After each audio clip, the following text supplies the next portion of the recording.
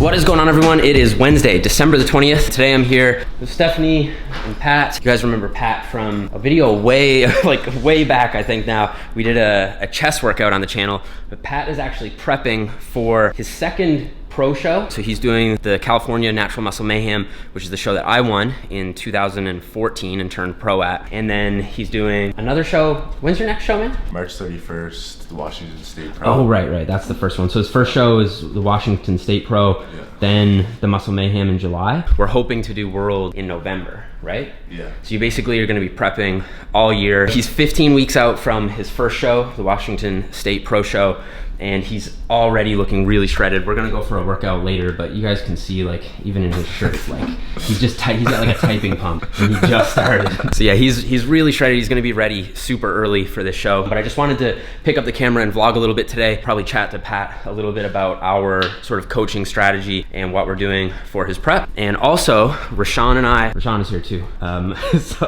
Rashaun and I are getting some B-roll for a new series that I'm gonna be doing on the channel. So this series is gonna be dedicated to myth busting. So we're just getting like some B-roll for the intro that I'm gonna do. And I thought it would be cool to like kind of tease towards some of the topics I'm gonna be covering. So we got like a couple clips of me drinking a protein shake, because I think my first one's gonna be on the health effects of eating a lot of protein. Got a clip of me drinking a glass of milk, and we're gonna need a shot right now in the hot tub, just because I wanna cover things to do with like hot versus cold bath, cryotherapy, which I have covered before, but stuff to do with that. And then we're gonna head to the gym and get a couple clips of like some stretching, foam rolling, that sort of thing. So those are the sorts of topics that I'm gonna cover in that series, and you can stay tuned for that. Also, I'm just getting over my sickness. I had a cold for like 4 or 5 days, so I actually haven't trained, I think, in 4 or 5 days, but I released a video on this called Should You Train When Sick? So if you haven't watched that, make sure you check it out. But this is gonna be my first workout back in the gym today, and later tonight, Pat and I are gonna go hit a back workout, and I think we're gonna train some abs too. We're gonna kind of take you guys through what it is we do. It feels really good to finally be in a spot where I feel like I can train effectively again. So as for right now, Rashaun and I are gonna get the rest of these clips. Rashaun is gonna put to work his like new animation and motion graphic skills. I'm trying to get this edit done. We're gonna grab some of those, and then I'll check in with you guys in a little bit. It's pretty cold out. It's not that warm at all.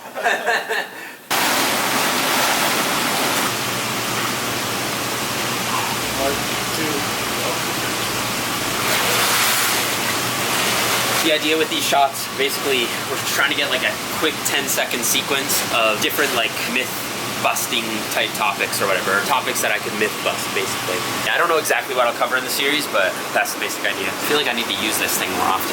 We've been here for like 2 months now, and I've used it. This is the second time. So guys, Steph is editing her next video now, which is a full day of eating, but eating however much she wants. We basically wanted to figure out how much she would eat if there was no holds barred or whatever. Like, she could just eat until she was full. By the time you're watching this, her video will be up. I won't spoil it, but she got pretty freaking close to 10,000 calories just on like a normal cheat day. Like, it wasn't a challenge or anything. Just a casual 10K. Absolutely, like just the craziest appetite I've ever seen. Yeah, go check out the video. I'll put the link to it in the description if you want to see. I'm in it a bit too, but I didn't eat. He's my sidekick. Yeah. Pat, would you want to go to Mucho Burrito? Yeah, man. That fit in your macros? Oh yeah. Yeah. Okay. So we're gonna go get some B-roll shots over at the gym for my myth series, and then we're gonna go grab something to eat at Mucho Burrito. So I'll check in with you guys at the gym. I just ran into somebody selling lemonade. He saw kissing her before them bitches run away.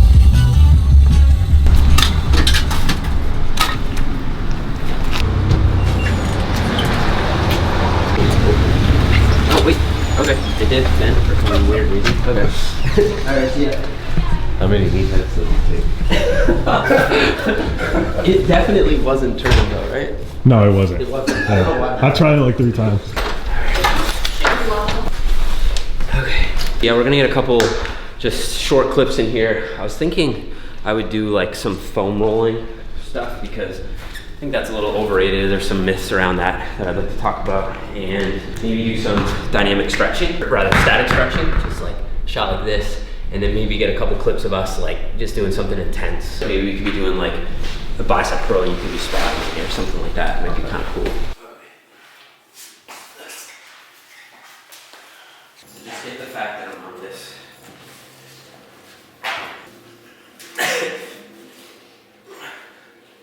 So yeah, this was the final shot we got, was on the basically unstable surface training. I think that this is another thing that's super overhyped, so you can stay tuned for a video on that too.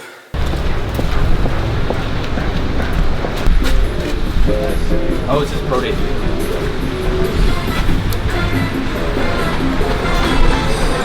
I got this like huge kink in my neck from like where I was sick. I was just like lying down a lot.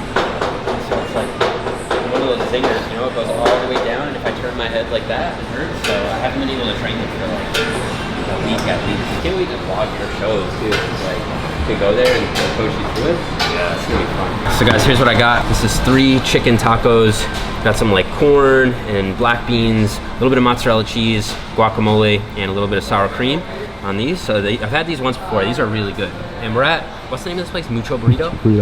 We're at Mucho Burrito. Oh, and for a drink, I got this chocolate milk. They didn't have any large, so this is the best they can do.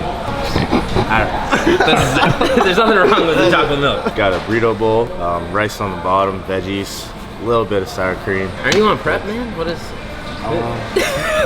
Basically, like, we're gonna eat this, and then I'm gonna quickly chat with Pat just about like our basic coaching strategy going into the show, how he makes his food selection, how he makes stuff fit his macros. What I wanted to do was give you guys a quick physique update for Pat.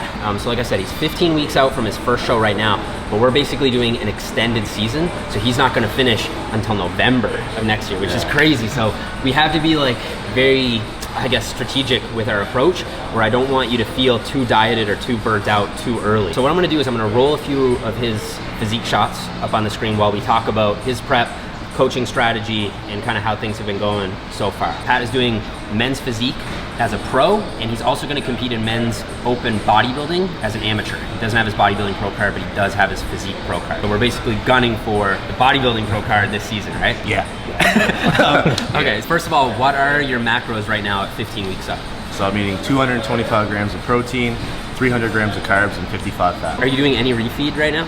No refeed, so straight macros 7 days a week. So like, I find that a refeed isn't really necessary if the client is being adherent until a little later down the road, when you start to get that like decrease in energy, or you want something to kind of get you through to the next week in a way. Sometimes I'll do 1 or 2 day refeeds, but I do think that they're overrated. I think that until you start seeing some metabolic slowdown, you don't necessarily need a refeed. So I just leave them out and go for consistency, day in, day out, basically doing the same things and trying to like instill those habits early on in a prep, if that makes sense. Yeah. In terms of hitting those macros, is there a certain thing that you do? Like, do you focus on healthy foods for the most part? How much would you say you're fitting junk food into those macros?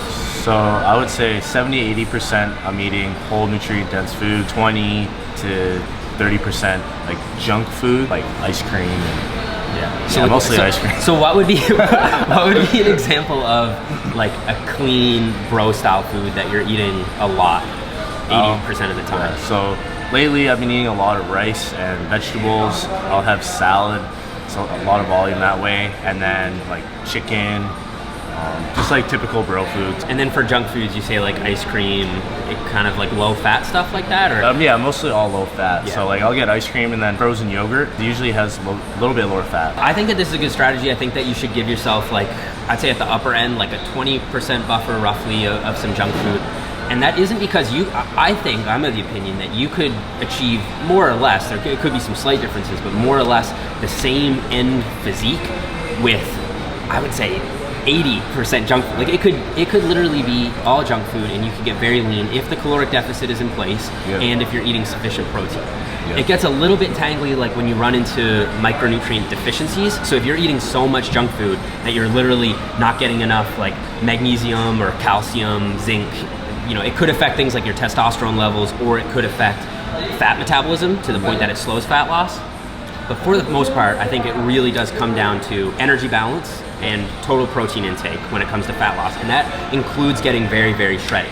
But the reason why I try to stick to that 20% zone is primarily for health reasons, for adherence reasons, and the fact that as your macros get lower and lower, you basically run more of a risk of developing those nutrient deficiencies, which can play into things, especially performance in the gym.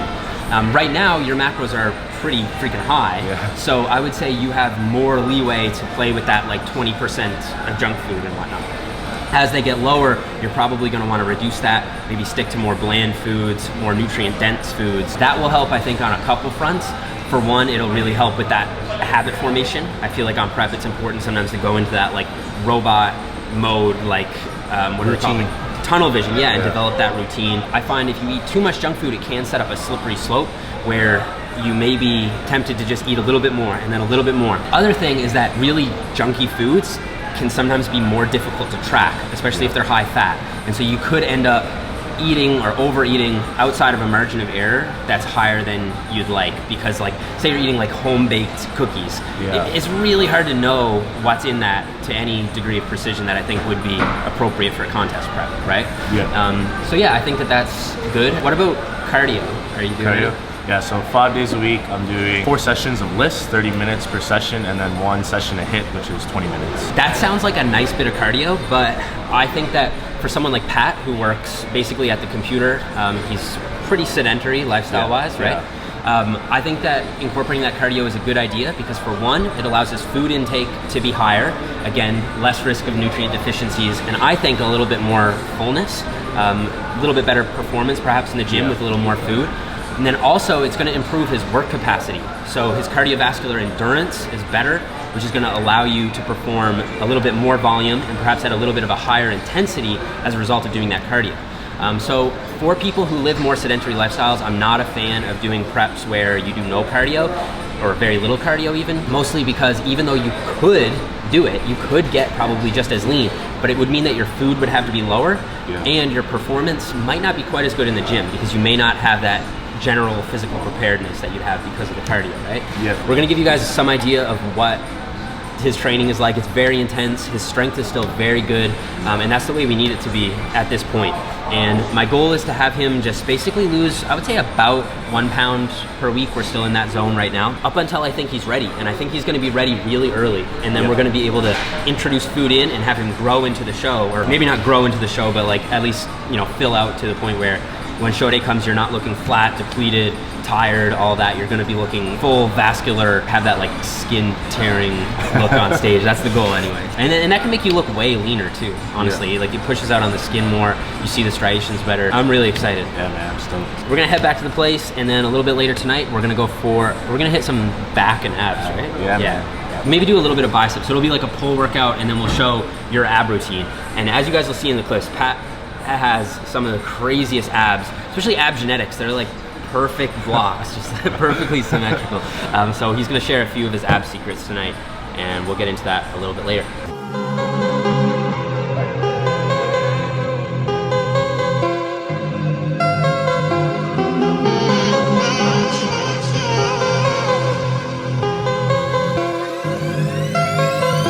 What's going on, everyone? We're here at the gym.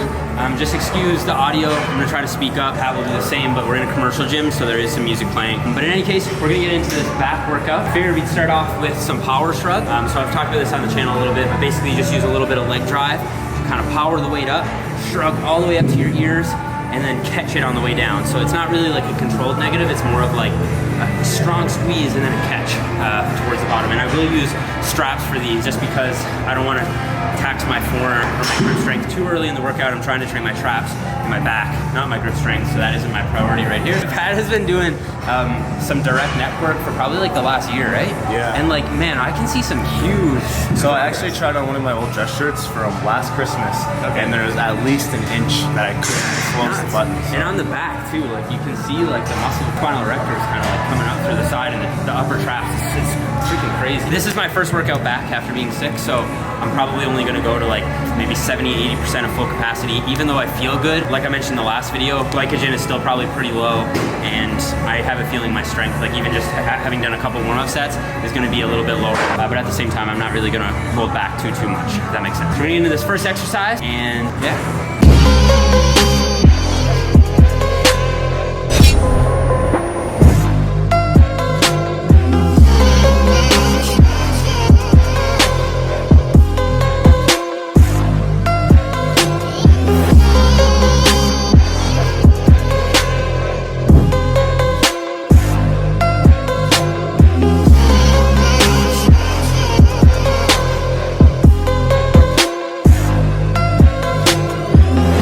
just finished up that. We did 3 sets, 10 to 12 reps. And then Pat finished off with a drop set. And because this is gonna be our last upper trap focused movement, I think it's a good idea to sometimes add in those intensity techniques to sort of burn out if it's the last set of the last exercise for that body part, if that makes sense. I think that's the most intelligent time to incorporate things like drop sets, burnout sets, forced reps, that sort of stuff. But I do think it has a place in one's programming. So anyway, after this, we're gonna hop into a lat pre-activation exercise. And the reason I do the shrug work first is because this is what I'm trying to prioritize. I think we've got the most room to improve my upper traps. And so simple priority principle dictates that that should go early in the workout. You'll be stronger, more energetic, move more load, more of a hypertrophic stimulus. Then we're gonna move on to a pre-activation exercise for the lats, which is gonna be a 1-arm lat pull-in. It's gonna be a teaching exercise. So I'm gonna do it the way I feel like most people do this exercise, which is incorrectly, and Pat is gonna coach me through it. So here's what I find a lot of people do. All right, so you want to align the cable, your shoulders and elbows, you come in your frontal plane. Yeah. And then you want to focus on the movement of your elbow coming closer to your body versus just bending at the elbow. Right. As you're coming down near the ending of the movement, you want to flex your torso and then increase range of motion and increase activation in your lat. What a lot of people do is they kind of think about it like almost like a bicep curl, and they're kind of just pulling it in like this. Is exaggerated, but it is what a lot of people do. Whereas you want to think about doing it like the opposite of a lateral raise and just drive your elbow down to the ground and minimize involvement here. Like my bicep is actually flabby here because it's not really doing anything. It's just my lat that's contracting down and then crunching into the movement. I don't want to give away too many secrets because I've got a back science explained video coming, but those are a couple things you can chew on in the meantime. So up next, we're doing heavy pronated grip, middle grip lat pull downs. Here we're actually going lower reps, heavier weight than I feel like a lot of people use on the lat pull down, but I do like to go heavy on these, find your potential for overloads a little bit higher that way. And we're gonna do 4 sets of 6 to 8 reps. And as for the cues and research and all that kind of stuff, I'm just gonna save it for my back science explained video. You guys can stay tuned for that one. I've been putting all the research together and it's gonna be the most comprehensive back training video out there, I think. So I'm just gonna save it for that one. And we're gonna get into this one and then move on to some horizontal pulls.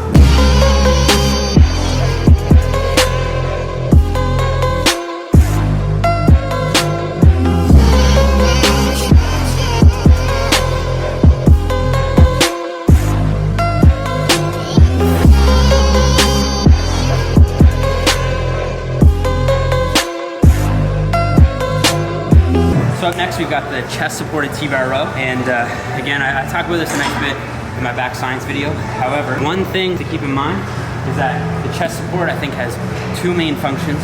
One, it takes a bit of strain off your lower back, so you can save that for other movements if you're doing deadlifts, shrugs, heavy shrugs, or what have you. Saves your lower back a little bit. And it also helps a little bit with lat recruitment.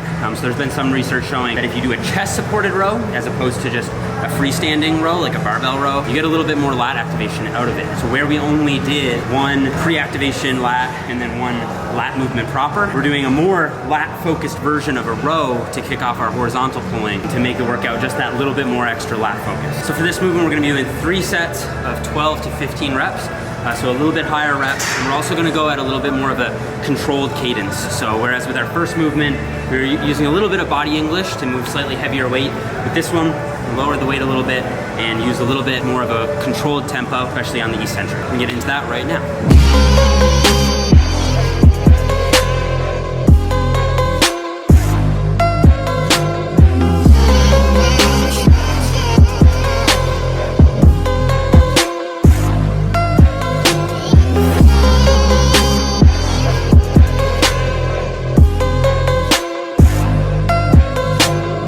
Guys, our next movement is going to be a wide grip, neutral grip, seated cable row. And we're only going to do 2 sets here, but we're going to do high reps. So it's going to be 15 to 20 reps. Now, I actually find that this is a really good rear delt exercise and a mid-trap exercise. But in my experience, using a closer grip is going to train the lats. I feel it way more in my lats with a closer grip.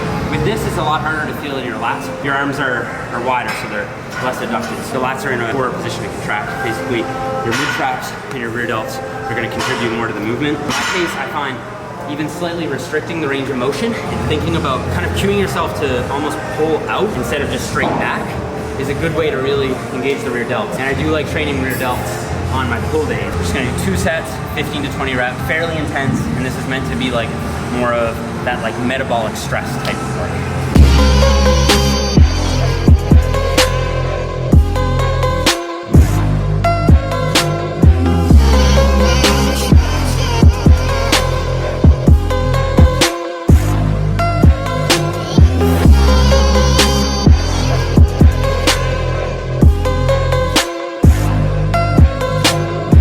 So our last back focus movement is going to be rope face pulls.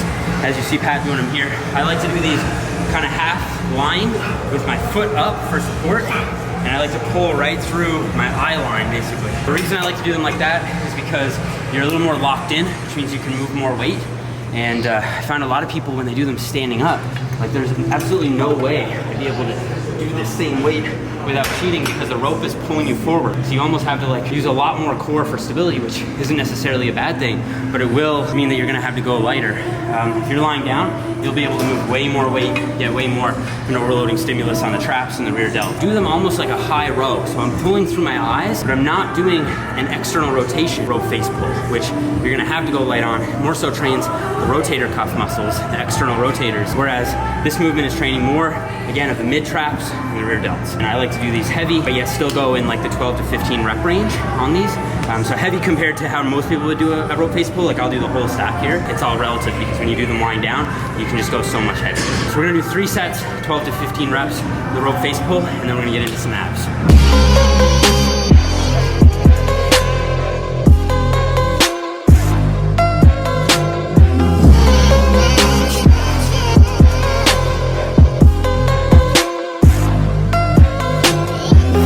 On to abs now. Since Jeff is here, we're gonna be doing partner-assisted decline ab crunch. We're gonna be using the Matbow. One of the biggest tips on this one is you wanna make sure you're shortening at the torso versus just bending at your hips. Find that if you just bend at the hips here, you're using hip flexors versus if you're shortening your torso, you're activating your abs a lot. The main thing I like about this one is that it's like one of the very few ab exercises I actually like to do. I find abs to be really like just a chore to train, especially at the end of a workout. If you have a partner and you can kind of like throw a medicine ball back and forth, it makes it a little more entertaining. And then also you can almost incorporate like an explosive element to the movement. So at the top, you don't have to slow down like if you're doing it yourself. You can just continue to forcefully kind of push through the range of motion and you get that like explosive force at the top that I like. So, I don't know, it's a good movement. Let's do it.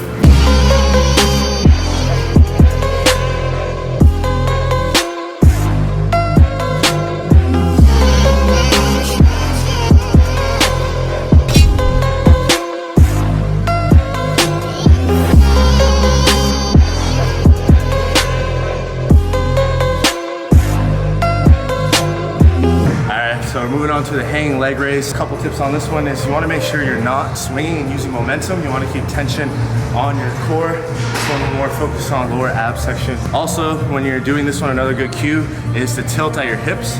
Bring your hips up versus just raising your legs up. Yeah. One thing I do dislike about this is that I do find I get a pump in my hip flexors here. Yeah. Is there anything you do to kind of negate that? I try and activate my core and flex it before I start moving my hips up. Right, so like think about activating your abs first. Yeah. And then, yeah, that makes sense. So we're gonna do 3 sets of 12 to 15, and that's gonna be it for the workout.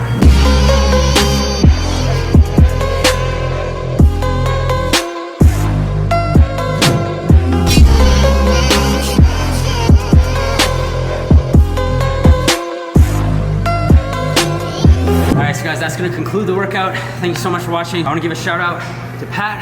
He's documenting his whole journey to the pro stage. It's on his YouTube channel, so I'll put his button right here. Make sure you, right here, go over, check out his channel. Give the video a thumbs up if you liked it. I wanna do more videos with Pat because, you know, I'm coaching him and I wanna do that kind of throughout the course of his prep, do like periodic updates. So let me know if you like this style of video and subscribe to the channel if you're new. I'll see you guys next time.